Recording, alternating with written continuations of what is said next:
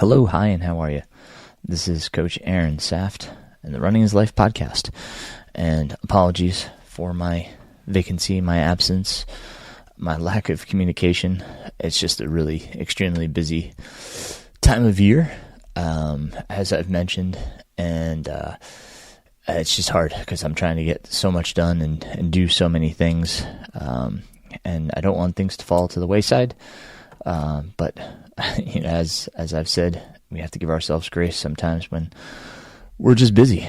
And I'll get into everything because we haven't touched base in quite some time, and in this time I've run an 8K and a marathon in the same weekend.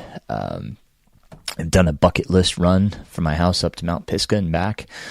Just so many things have gone on. I swept with Nathan at Georgia Death Race, so like I said, we'll catch up.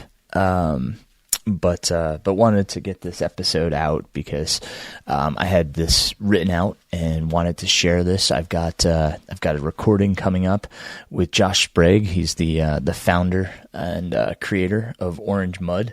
I'm really looking forward to that conversation. But again, just a lot going on.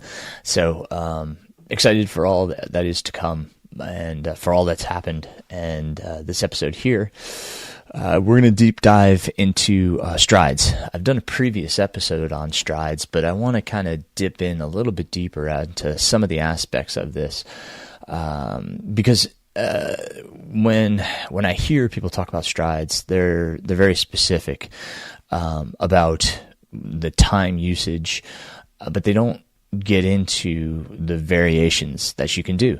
And this episode will talk about all the different types of uses of strides because you can use them for multiple purposes. And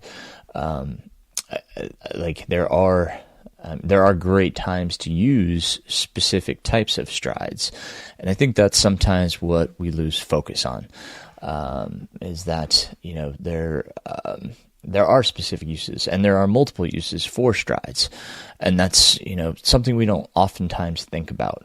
And so when I talk about this, if it brings up questions, by all means, please ask in whatever platform works best for you. And I certainly appreciate everybody that's reached out with questions using whatever platform. It does not bother me that you ask me questions on Strava, on Instagram, wherever it may be. And I appreciate that. I do. I sincerely appreciate that. And I appreciate all the comments because I'm glad this podcast is getting through. I'm glad that people are taking lessons away from what I'm putting out there, because that's what I'm trying to do. I'm just trying to put information out there, and as best and accurate in what I believe in.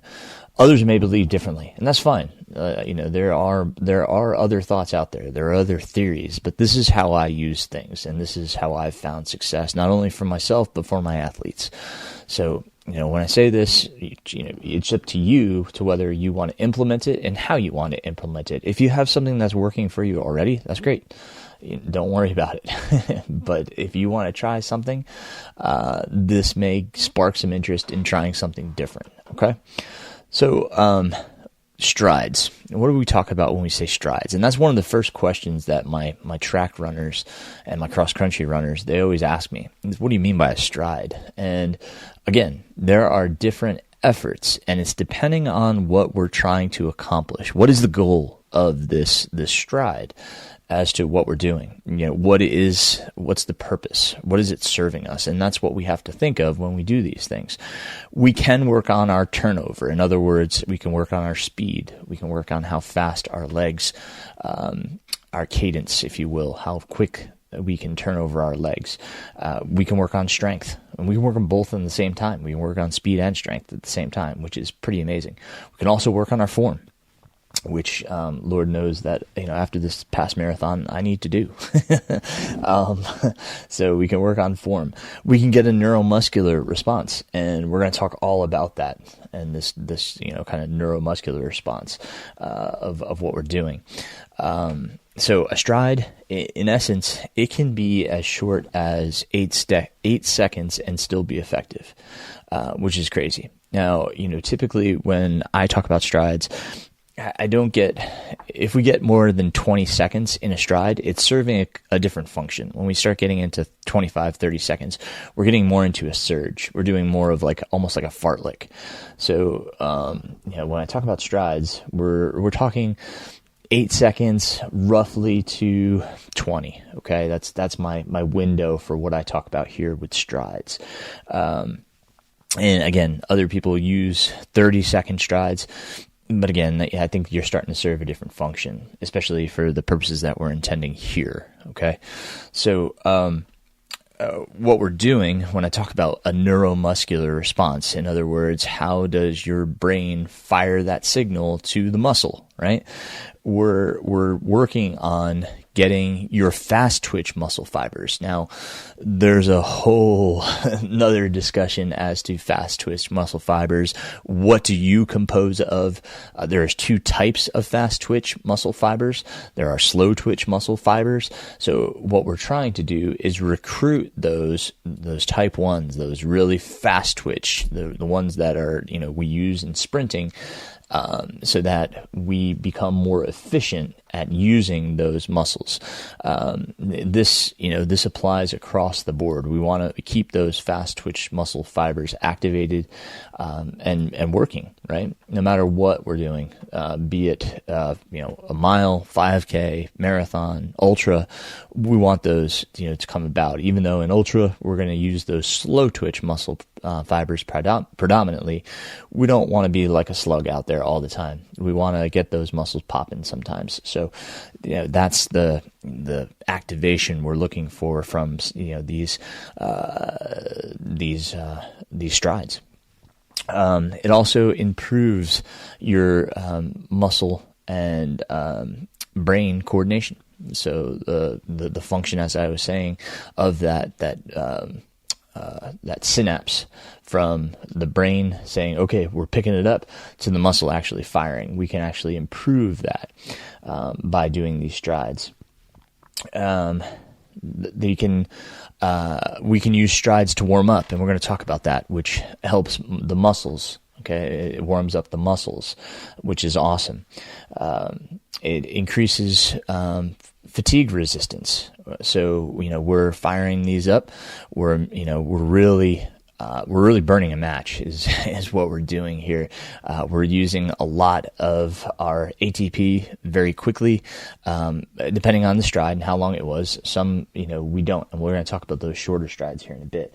But by practicing regularly, we can also stay more relaxed, and that's the big thing. In order to go fast, and this is what I talk about with our sprinters, is we have to remain relaxed. We can't tighten up. In other words, if I start clenching my fist, if I start tightening my jaw, if I start tightening my shoulder, we actually slow down. And that's amazing to a lot of kids, because they think they have to, get tight in order to go faster. But the more we stay relaxed, the faster we can go, and the longer we can sustain that faster pace. Okay, so doing these strides teaches us to remain relaxed when we're going at a fast pace, which is what we want, right?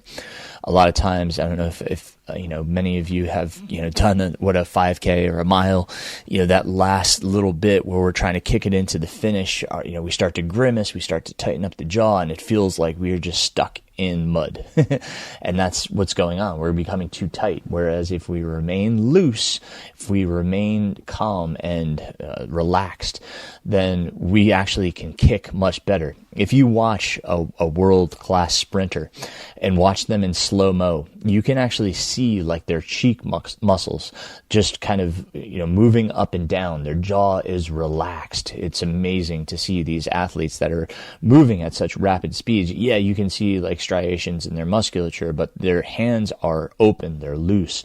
The muscles are not tightening in the jaw, in the shoulders. They're relaxed, and that's how they remain fast. So we can teach that. It also improves running economy, and that's a huge thing over distances. And that's, a big thing about form, is that if we improve form and improve this idea of running economy, we become much more efficient runners, right? So we're teaching ourselves to have a better form and to run cleaner, run, more efficiently. All right. Let's see. Anything else I want to add there? Okay, I think that's, really what I'm talking about with neuromuscular response. Okay, so hopefully that gives you a good definition of what we're looking at when we talk about neuromuscular response. But how do we use strides, and what are we talking about for paces here? So strides purposes can be to warm up. So for instance, when I have a runner do a workout, let's just say it's a threshold workout, could even be an anaerobic workout, whatever it may be, the person's going to have a warm up, right? So typically I begin with an active warm up, right? How to engage the muscles. You can go on my YouTube channel and find, some banded warm-ups. You can find an active warm-up. A lot of my runners like the Myrtle routine. You can find the Myrtle routine, but just by searching YouTube. It's not one of my routines. Jason Johnston, I believe, the Strength for Running, I think he came up with a great routine for Myrtle. But yeah, there's plenty of active warm-ups out there. So typically we start with an active warm-up, and then we'll do some kind of running, right? Just jogging, some easy running, just to kind of get the blood pumping, get the muscles warmed up, get the heart going, right? And then we engage in some strides. And so this warm-ups on the strides, they don't have to be sprints for a warm-up. Typically, we want to get the muscles even more engaged, let them know what type of activity is about to come. So we're, if I'm doing a threshold workout, it may be slightly faster than threshold effort. That can be a higher heart rate. Typically these strides, my track runners do about 100-meter strides. Typically a warm-up stride is 10 to 15 seconds. Again, not an all-out sprint, but, a little bit slightly faster than your threshold pace. If you're doing some anaerobic intervals, you may want them to be a little bit faster just so those muscles are primed and ready. You're going to want to take adequate recovery. Just kind of stand around or jog for a little bit to get that heart rate back down before you do another one. And you're typically looking at about 4 to 6 kind of for warm-up strides. And that's the premise of doing strides, before a workout. You can also use them to work on turnover. As I said, or speed. These are typically going to be your shorter interval strides at a very high intensity. Okay, so we're looking at about 8 to 10 seconds at a very fast, almost all out, if you will. You need to be good and warmed up for these. These are not your warm-up strides. These are, potentially doing actually a warm up for these, doing a good 20 minutes to 3 miles of actual jogging. You don't want much fatigue going into these because you want to be able to do these fast. So you just want enough warm up that you're good and loose and ready to get into these. And then you're going to do these at a very high intensity. So these are what are going to work on your actual turnover, is these short, fast intervals, but you need long recoveries for these.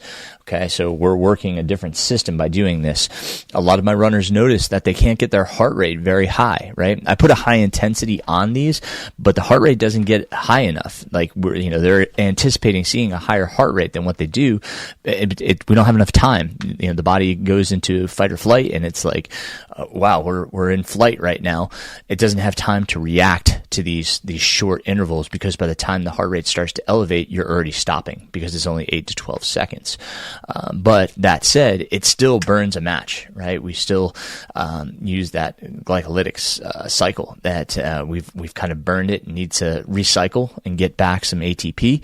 So we need to give it that recovery, right? So we need that long recovery. We do some what we call wickets. They're miniature hurdles, and it teaches knee lift, and we do these all out. But in order to gain speed, in order to to be able to do repeats and actually get something out of this workout, we need that full recovery. So I give my runners 3 minutes of recovery between strides of this intensity. If you want to add challenge to it, you can do it on a steep hill. Matter of fact, I recommend that, and we'll talk about why I recommend uphill strides strides, especially for this intensity. So we'll get to that in just a moment. But that's how we work on turnover or speed, is by doing these short, intense strides. Okay. They can even fall into category of sprints, because that's an essential what they are. But, I include them in this strides category, but that's what's going to work on your turnover or your speed. Building strength. Okay. You can also do strides to build strength. Arthur Lydiard was a huge fan of hill strides, and hill strides are what build strength. Matter of fact, a lot of the coaches like Cerruti, and even Lydiard did some strides on like sand dunes, which obviously would build tremendous strength. That's a lot of muscle power that has to be applied in order to get you up something like sand. So for us mere mortals, going up a hill, be it a trail, a runnable trail, a runnable dirt road, a paved road, that's really what we're looking at. Okay. The steepness of the hill, you can start with something that's attainable, in which it's not going to break your form. You're going to start with a duration that, once again, you're going to be able to maintain solid form throughout. We're looking at that kind of 15 to 20 second interval. Okay, here for these to build strength. They're gonna, start to build your quad power, even your hamstring if you're driving, right? So, Lydiard was a big fan of doing like hill strides plus hill bounding plus hill skipping. So he implied some plyometrics, and you can kind of see that in training for the uphill athlete. They talk about some of the same things, doing hill striding, hill bounding in the training for the uphill athlete. It's an old premise that Arthur Lydiard was a big fan of doing, and I think it's great, for those that are challenged to go to a weight room. This is a good way to build some leg strength.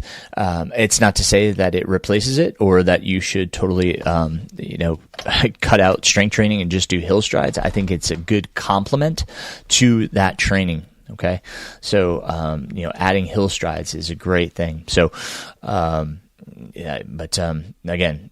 we'll talk about, when we apply these to your training. Okay. And the last is to work on form. Now working on form, it's easier, again, to do these uphill, because you're going to have more knee lift, more drive from the knee, more push off in your backswing. So this is really going to work on form and kind of becoming more efficient and more able to apply force. Running is all about applying the application of force. The more you can apply force, the stronger you are, the faster you can go. Right. So, learning how to apply that force is massive. And that's what these strides can teach you how to do. Okay. So, let's get into, doing flat versus hill strides. I kind of got into a little bit about hill strides, but the advantage of doing hill strides is we have less impact forces on a hill. Whereas on a flat, if we were to have you run across a force plate on a flat versus on a hill, you would see that on a hill we apply less force against the hill. So we're having less shearing forces on the shin and calf. So we have less likelihood of an injury by doing these hard efforts on an incline. Okay. A typical hill stride, you may start out at something like 8% incline and work up to, steeper as you become more and more comfortable with something like that. Okay. So that's a huge thing, is the impact forces. You're going to gain, again, more strength from doing it on uphills. That's a huge advantage. And if you're trying to drive that heart rate up, if you're trying to get the heart rate higher, it's easier to do on a hill. You're going to spend more of the duration of the stride in a higher heart rate zone than you would on the flat, because of the increase in required musculature. Okay, it's going to drive that heart rate up higher. And then it also requires better form, okay, so, as we kind of talked about. So all advantages of doing hills. It's not to say you can't do strides on the flat. There are purposes for that, and we'll talk about those as well. All right. So, the durations, just to kind of go over them, if we're talking that 8 to 10 seconds, even 12 seconds, we're talking about an alactic system. That goes back to what I was talking about earlier in the heart rate. We're not able to get the heart rate high enough for it to really be something that's going to require a ton of recovery from these. We can do 8 to 10 of these alactic strides, these 8 to 12 second strides, and the next day we shouldn't really be too beat up from it because our heart rate really didn't get that high, and we're taking the recovery needed, that longer recovery. Now the 15 to 20 second, our heart rate's going to get a little bit higher here. Now these, we don't necessarily need as long of recovery. We're not working on that true turnover sense. We're working more on strength, more on some neuromuscular response, more on form, right? So recovery here isn't as much. I typically, with my runners, I try to make the total interval time equal something more like a minute 30 to 2 minutes. So if we're doing a 15-second uphill stride, I may give them a minute 15 to get back down to the bottom of the hill. If they need more recovery, maybe it's a minute 45. So again, 15 and a minute 15 would be a minute and a half total for the interval, or 15 and 145, 2 minutes total for the interval. So just depending on what recovery you need. As you begin, you may need to do more recovery time. And you may need to start with less intervals, right? So you may need to start with 6. And that's fine. Always do where your body is. If you are very new to this, start very basic, 4 to 6, and just start there, right? Start on a more gradual hill. Become more familiar with this. Now, what I always tell my runners that are doing, hill strides is that start easier and work into them. What I always try to picture is on the first one, I'll get to a certain point on the hill. On the next one, I'll try to get a little bit further, maybe a step, maybe not even. And then on the third one, a little further, and etc. Getting a little further on the hill each time, right? So that's a good way to go about it, kind of negative splitting it, if you will, getting faster as you go. Better just to do it that way than to start out too fast and then the rest of them suffer and are slower because you started out too fast and, kind of ruined the workout moving forward.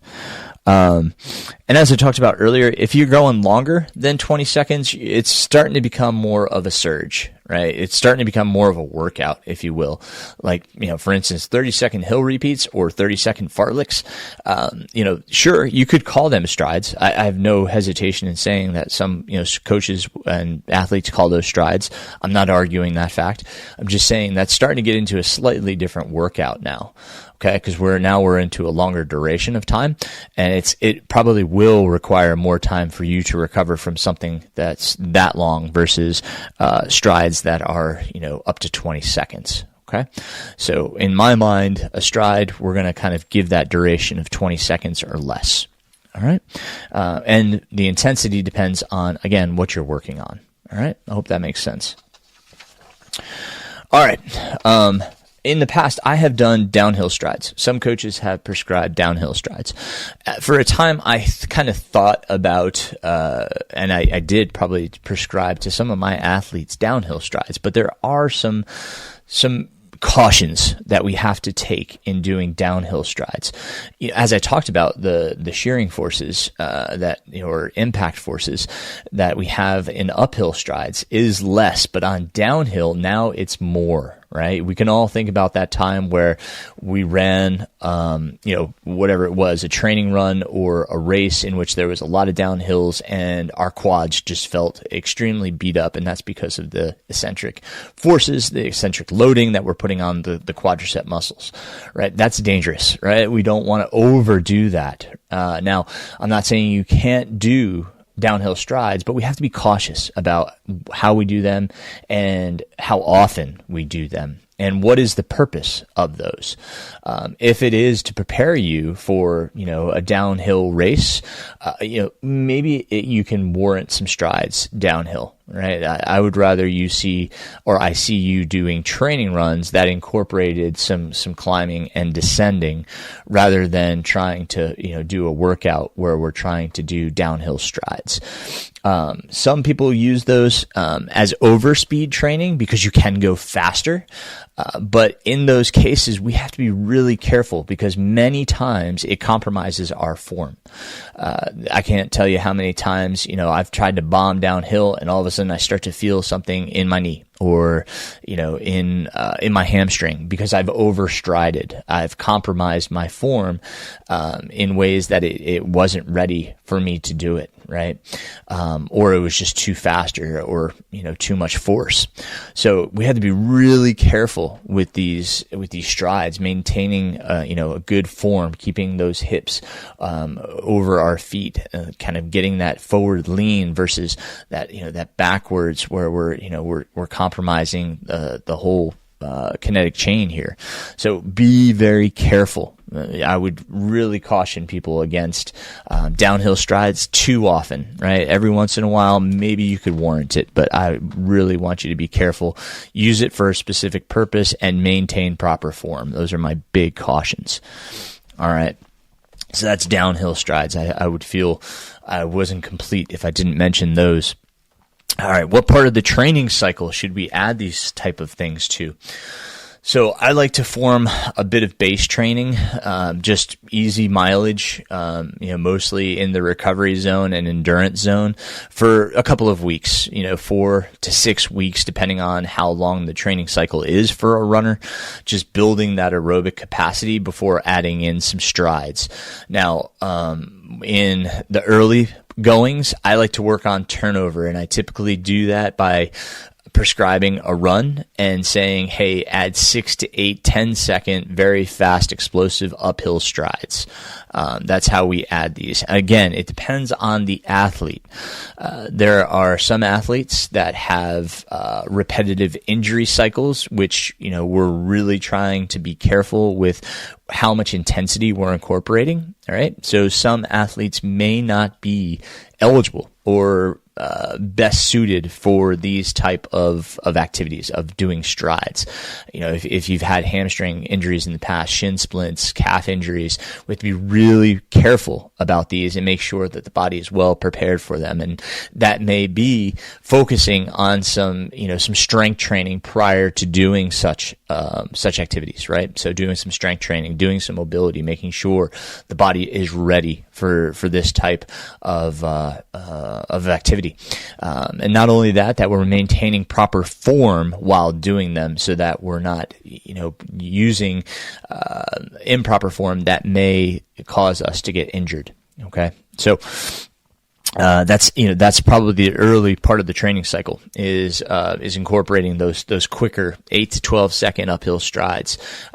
Most of my runners, they're just doing 8 strides to go through this beginning cycle. And we may do 4 weeks of strides before we get into fartleks and doing some fartleks or tempo runs in which prior to the workout, that's when you use your warm up strides and do some of those. Right. So in the fartlek phase, in the anaerobic phase, you can still continue to add hill strides to them, and you can do them either with the purpose of working on turnover, making them the 8 to 12 second strides, or building in some strength training, incorporating up to 20-second strides. So at that point in your training, feel free to use it either way. You could use them for speed. You could use them for strength. You could use them for warming up. So you can use them in any regard once you get into that, we'll call it workout phase of your training. Now, when we get into what I term maximum volume for an ultra runner or integration for a marathoner or half marathoner, then again, we want to continue to use strides. A lot of times we focus so much on volume that sometimes we neglect that neuromuscular response that we want to continue to work on. So I continue to add hill strides into that phase. So it may be on a medium long run, right? Where if we're doing a long run, a medium long run, and perhaps some kind of threshold work, I like to continue to put strides in there, and typically I put them into a medium long run. And again, use them how you will here. You can work on turnover, you can work on strength, you can mix it up, right? So, but I continue to use them throughout the training cycle, and even within the taper. I think it's important to keep strides into the training cycle. So use them. How often, in that initial phase, that after the base period, when we do like 4 weeks of strides, the first week, definitely just one workout, just kind of introduce it to the body. If the body seems foreign to it, maybe the second week, still do one set of hill strides, but maybe add 2 more reps. The third week, if things are going well and you feel you're at a sustainable point, you can add a second session, and then, 2 sessions in the fourth week. And then moving forward, again, use it how you will. Use it either as a warm-up for a workout, use it in a medium-long run, use it in a regular run. You can add strides at your discretion. Right? I probably would say like 2 sessions per week will cover it. You don't need to do much more than that, however you're using them. Okay? The other thing that I will say for those of you that are high school coaches, I know we have quite a few high school coaches that listen to this. I think this is a great way to introduce racing footwear to your athletes, especially early in the season. I talked about how, I like to build a base. I do that with my cross country and track runners, build the base, then start to add in these strides, right? And, again, for these guys, it could be hills, it could be flat strides, but they can start to put on spikes and get used to spikes early in the season so that their calves become conditioned to using their spikes in racing footwear. Marathoners may want to do the same thing, kind of involve that new footwear, whether it be a super shoe or whatever you're using, kind of incorporate it so that you start your body to get used to that and see how it feels at those faster paces. A super shoe may not be the best ideal footwear for that, but it's good to know what does feel good with my footwear. How does my footwear function? Am I going to have any problems with my footwear? Does it cause a hot spot? They may light it up pretty quick, and something that you need to address by either, sock or bandaging, however you're going to address whatever that footwear is presenting to you. Okay, so last piece there. Lot of information there on strides. I'm sure there's questions that some of you have, and again, happy to answer those. And if you have a question that I'm like, wow, I'm an idiot, I didn't think of that, I will put it into the next podcast and talk about it if you have a question. So by all means, let me know. The show notes have a bajillion different ways how to contact me. Happy to have that conversation or happy to answer those questions.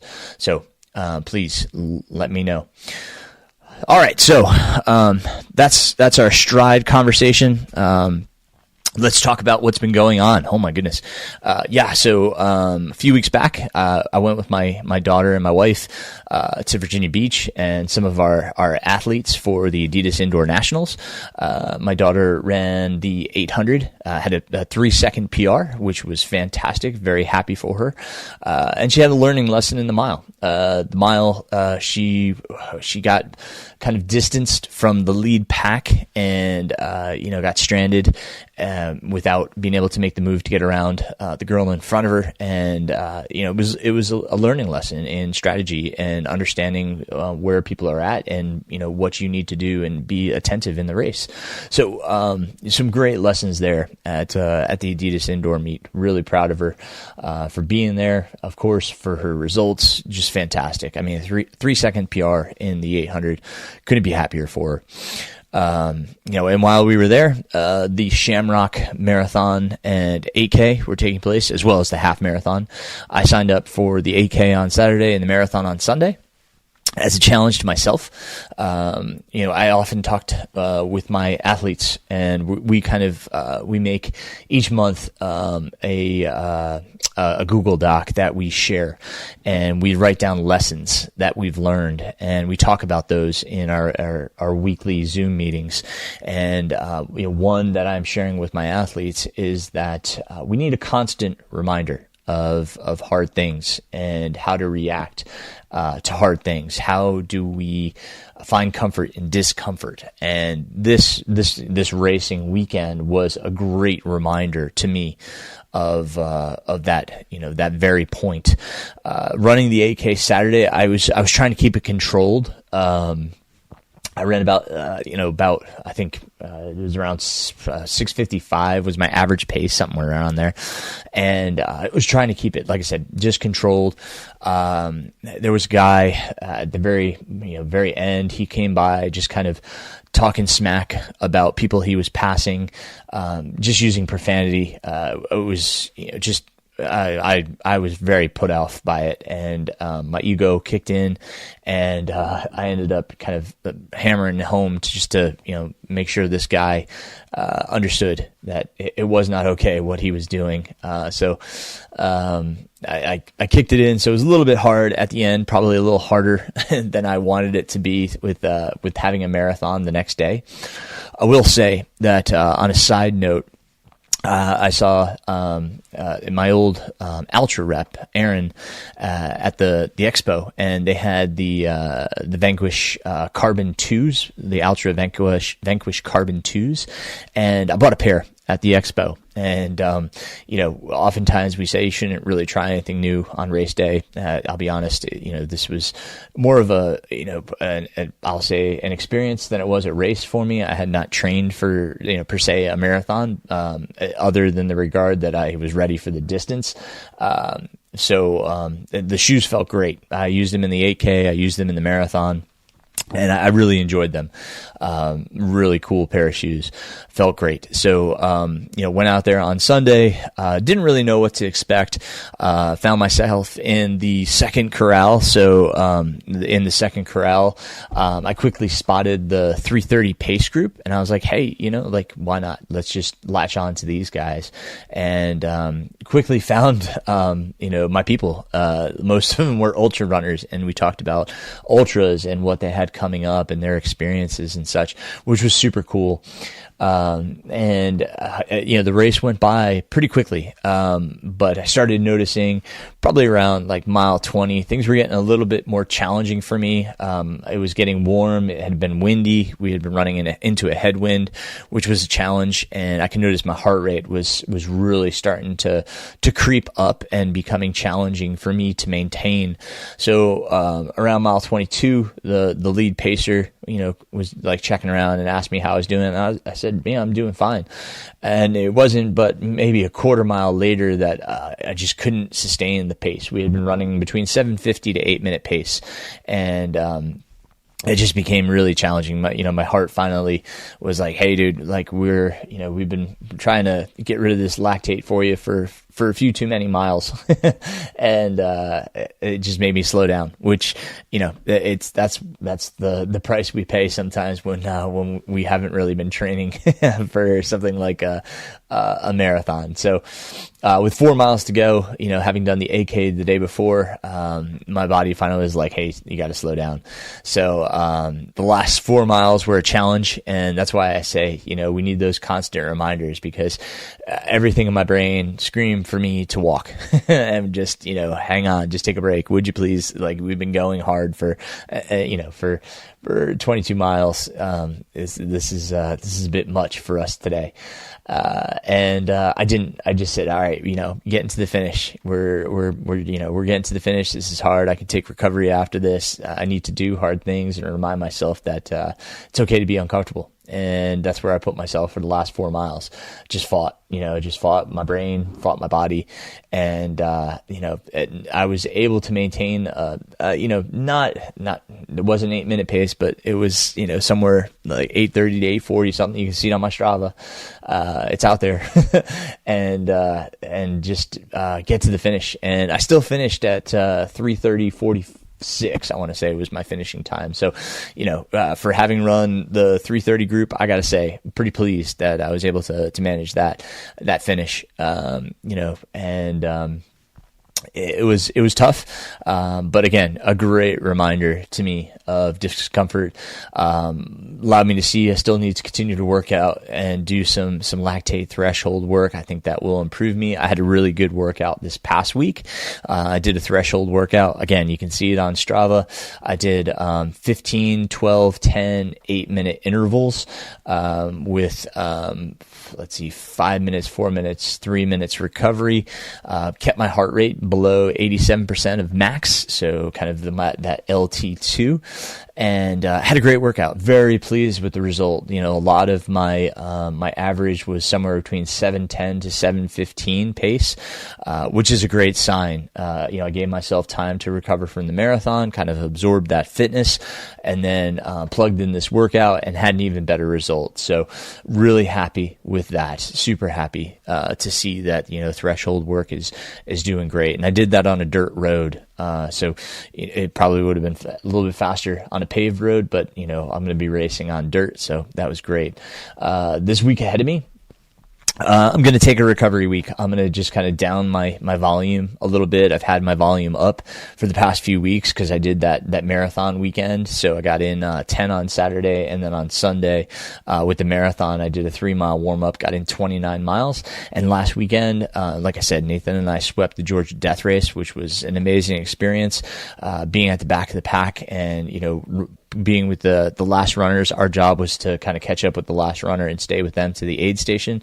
If they got through the cutoff, then we continued to stay with them. If they didn't, then we had to catch up to the next person who was the last runner.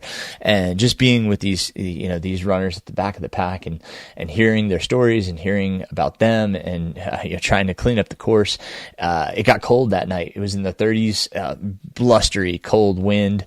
Nathan and I really we were challenged because it was chilly. So we enjoyed our experience. It was really nice night out there. We had a great time, and I got to test out the new light that I had bought. It's a Phoenix. It's the 65, and I don't remember the letters off the top of my head. I apologize, but realized that as is, it's not going to cut it for a 100-miler. It's just really I guess hard against your forehead. There's not much padding. Definitely my Swift RL is super comfortable. Have to say, in level of comfort and brightness, I still have to go with the Petzl. I have no affiliation to either company, but as an honest reviewer, I had one of my runners also. She used the Phoenix, and she said that she had to wear a headband or something that padded it a little bit more. So not that it's a bad light, it is a good light, and it has some really great features, great battery durability. So some really great features to it, but you just have to kind of make it more comfortable. Whereas I said, the Swift RL it's served me well for the past few years. And I think I'll continue to use that one. I may try to add some foam to the Phoenix light and see if I can make it a little bit more comfortable. I hate having to do that kind of thing. I wish it was just comfortable out of the box, but for my forehead, the shape of my head, it just didn't work quite well. But doesn't mean it won't work for you. But just as a heads up. It's the other thing I will caution you about is if you're going to buy backup batteries, there are a lot of different batteries that the Phoenix lighting systems take. So be sure that you buy the correct battery as well as the correct charger. They have the dual chargers. And there are quite a few different dual chargers, and you have to make sure that you get the right one for the batteries that you're going to use. So just a quick heads up there. But not a bad light, but definitely not the most comfortable. And I am all about comfort and functionality, and I found both in the Petzl Swift RL. So probably, like I said, going to use that one moving forward. Yeah, so great experience there. And then on Friday, this was another kind of lesson that I learned and shared with my athletes for lessons learned. I did this one in April, so I'm saving it for our April doc, but that, bucket list items aren't items that should just, kind of stay on a list and we read and be like, yeah, someday I want to do that. We need to figure out how we can accomplish them. And I kind of put a post on social about this, is how do we accomplish our bucket list items? And one was simply for me to run from my house to the top of Mount Pisgah. Now, some of you may not be familiar with Mount Pisgah, but it is an iconic mountain here in Western North Carolina. There's a radio tower on the top, and it's very recognizable here in Western North Carolina, and you can catch views of it all over the place here. It just sticks out. And, it's one of those, I told the story, one of my former athletes wanted to run from his house to Mount Pisgah, and, we got him trained up and he did it. And that kind of set the seed, planted the seed for me. But I wanted to go there and back. So I planted the route. Somebody asked me, on social media, how did I get there? And what I would suggest is, if you're interested in this sort of run, you start on 1206 in the Mills River Rec area. That's Yellow Gap Road. Take 1206 to the Laurel Mountain Trail and follow the Laurel Mountain Trail all the way up, and it goes basically right to the Pisgah parking lot. I think there's one right turn that's you're basically at the end of Laurel Mountain, and it's like it says Pisgah Summit this way. It's super easy, and it'll pop you out in the parking lot. Then you just take the Summit Trail all the way to the top. Roughly about 15.6 miles for me. So if you start, it depends on where you start on Yellow Gap Road, but it's about 3 miles from my house to Yellow Gap Road, about 4 miles to the gate that's locked right now. So you're looking at roughly anywhere from 11 to 12 miles one way if you start in the Mills River Rec area. And so, I got up to the summit of Mount Pisgah, snapped a picture, sent it to my family, and said time to head home. So ran home, found a new trail on the way down, and got back roughly, I think it was around 29 miles. So, a little shorter on the way back. But what a great experience, and so glad that I tackled that bucket list item. It was just a fantastic day out there. I finished listening to Andy Glaze's book. If you're not smiling, you're doing it wrong. Forgive me if I got the title wrong, but it's something to that effect. But great book, great, just great things in there. I've already recommended it to a few of my athletes. Just some really, great points in there, some great reminders, great takeaways, just of things that he's learned in his life and his experiences, which is pretty cool. So really enjoyed that book. Also just finished, let me think here, Rideout, Ken Rideout's book, and very similar in some regards, the two books, Andy Glaze's and Ken Rideout's books. A lot of similar material, but some very different thoughts and interpretations on life. But two great books. Just listened to them both on audio and really enjoyed them. Yeah, I mean, there's just some really good stuff out there, and those two books, just really enjoyed those, and I'll try to put those in the show notes, so that, you can check those out as well, because, really enjoyed both of those. So, man, I think that catches you up to everything that's going on. Here we are, April, recording this on Easter. I'm about 2 months out from the Scout Mountain 100. Really looking forward to heading out there. My wife has been looking at campers, so the plan is to get a new to me truck and a camper and use that for our adventures this summer. Which is super exciting. So working on all that right now. I'll keep you posted on it.